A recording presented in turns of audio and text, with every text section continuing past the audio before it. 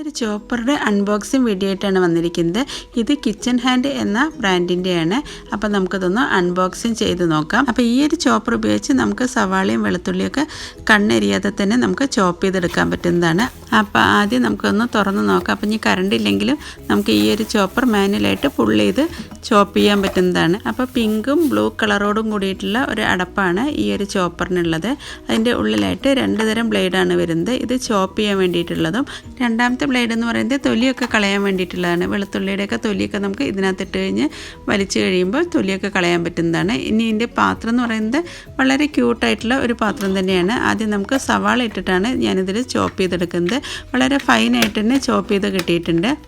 അപ്പോൾ കൈ എരിയാതെയും കണ്ണെരിയാതെയൊക്കെ നമുക്ക് സവാളയൊക്കെ ഇതുപോലെ ചോപ്പ് ചെയ്തെടുക്കാൻ പറ്റുന്നതാണ്. എല്ലാം ഈവനായിട്ട് തന്നെ കിട്ടിയിട്ടുണ്ട്. അതുപോലെ ഞാനൊരു 2 വെളുത്തുള്ളിയും കൂടി ഫൈനായിട്ടൊന്ന് ചോപ്പ് ചെയ്തെടുക്കുന്നുണ്ട്. ഇതുപോലെ ചോപ്പ് ചെയ്ത് കിട്ടിയിട്ടുണ്ട്. പിന്നെ ഞാൻ കുറച്ച് ക്യാരറ്റാണ് ചോപ്പ് ചെയ്തെടുത്തിരിക്കുന്നത്. അപ്പോൾ വളരെ യൂസ്ഫുൾ ആയിട്ടുള്ള നല്ലൊരു പ്രൊഡക്റ്റാണത്. അപ്പോൾ ഇനി കറണ്ട് ഇല്ലെങ്കിലും നന്നായി ചോപ്പ് ചെയ്തെടുക്കാൻ ഈ ഒരു പ്രൊഡക്റ്റ് കൊണ്ട് സാധിക്കുന്നതാണ്. താങ്ക്